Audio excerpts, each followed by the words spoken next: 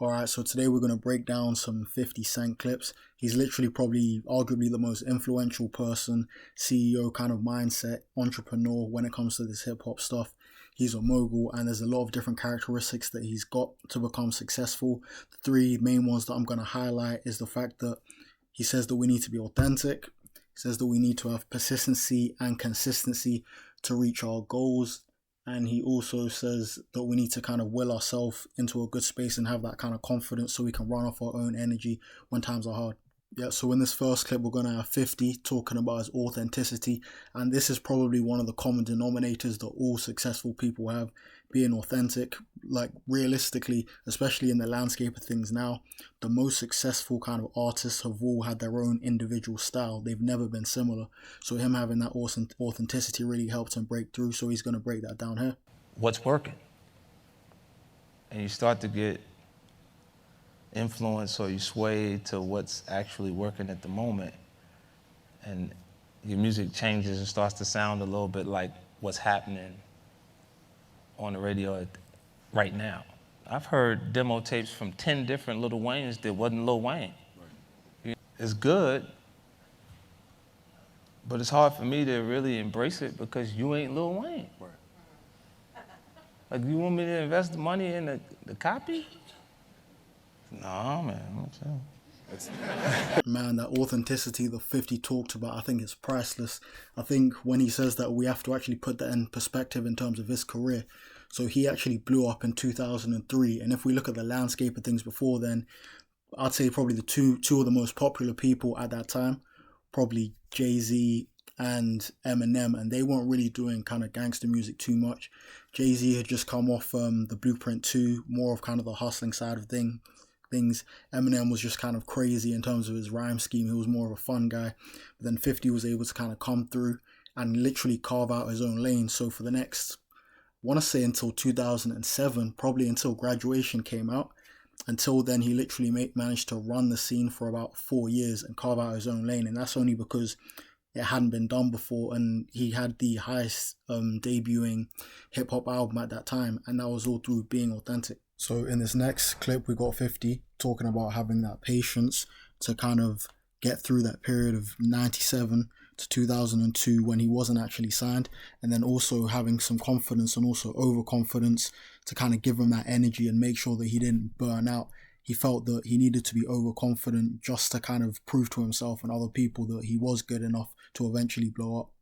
The system wasn't prepared for me. You know, I thought I was ready in 97. Right.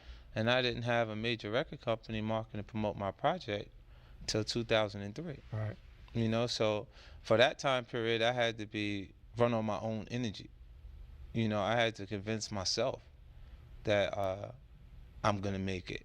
You know, regardless of how people felt at that time. And what it does is it makes you feel like, well, it made me feel like there's gonna be points that people are gonna mistake my confidence for arrogance. Because they don't understand the process I went through. Mm-hmm. And how much I had to believe in myself in order to make these things happen. I feel like you can will yourself into a good space. Mm-hmm. Man, I think that clip right there really sums up this guy's mentality. That is absolute animal mentality right there. For him to be able to keep himself in a confident headspace for about 5 to 6 years, maybe looking overconfident to other people, but knowing in his head that he's got the ability to still kind of blow up, I think that's remarkable, and that's a rare trait that a lot of people don't have. Having that patience for 5 years to still have the confidence in your own ability to still be able to kind of push through that and convince yourself that your music is good enough and up to standard, I think it's amazing. And the fact that he didn't care that other people thought that he was overconfident or anything like that, that didn't put any doubt in his head or any fears, that just kind of made him go harder, and he kind of carried on, and eventually it did work. So I think that is probably a super key thing. That's 50 Cent at its pure essence here. So this third clip's probably my favorite because he's actually going to talk about having that consistency and the persistency, and I think that that's such a testament to his hard work. I think no one really sees the hours that he puts in behind the scenes and that he had to put in between 97 and pretty much 2003 to get where he's at. So we're going to talk about his hard work. Things don't happen when you want them to happen all the time. It happens when it's supposed to happen, when God has a plan for you to actually be successful, it'll happen for you. So you got to be persistent and consistent and work and work and work until it actually works. But, you know, I didn't have a plan B. I said it absolutely has to work. You know, so I stayed focused and I made it happen. But man, I think this third clip could be the most important of all of them. I think you see 50 here talking about having that consistency and the persistency.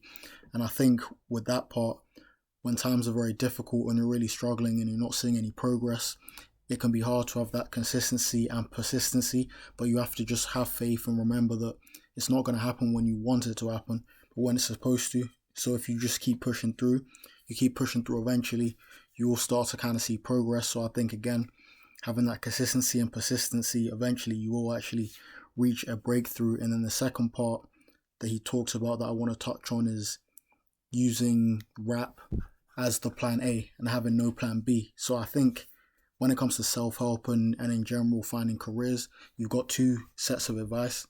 Some people will always say that you need a plan B so you can kind of lean on them, but then you've got other people who are maybe more on the offense, like 50 for example, saying that the plan A has to work. I think that's very important, and that's an important strategy to try and adapt, because it forces you to just be uncomfortable and get through with that plan A. And I think that that's something that a lot of people would benefit from using, as opposed to maybe trying to use a plan B as a crutch and sense of security. We have to be honest as well, if 50 did have a plan B, more likely than not, he wouldn't have gone as hard on his plan A with the rap, so it probably wouldn't even have worked. So I think for him and a lot of people, it's always better to just keep that plan A as the one thing that has to work. If you put in 110%, there's a lot more likely chance that it's actually going to happen. So in that instance, I think going on the offense, always supported.